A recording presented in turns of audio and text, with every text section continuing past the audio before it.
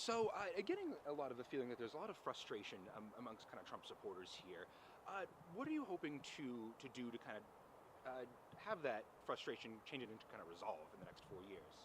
Well, we've got to make sure that this translates into votes in the next 24 hours. That's the push of the event today. And, President Trump's frustration is frustration with a declining American economy, an open border, prices that are too high for a lot of Americans to pay.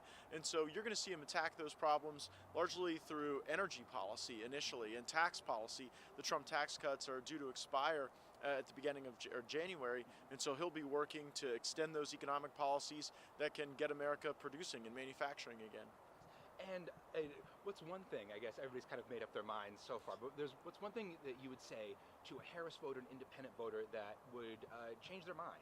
Well, the policies President Trump's fighting for are going to be good for Trump voters and Harris voters alike. We want low prices for everyone. We want less crime for everyone.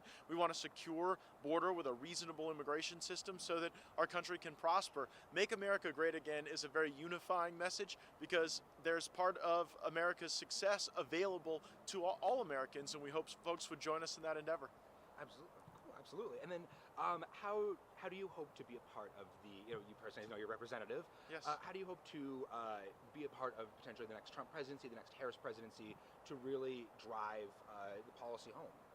It's going to be really important in the first 100 days of President Trump's presidency, if he's elected, to get the tax policy, the border policy, and the energy regulatory policy through Congress. Also, you're going to see a real need to staff administrations for either. Being a new president, there won't be a holdover president. And so I think there'll be a lot of focus on making sure we get the right people in the right positions so that you can effectuate change with the levers of government.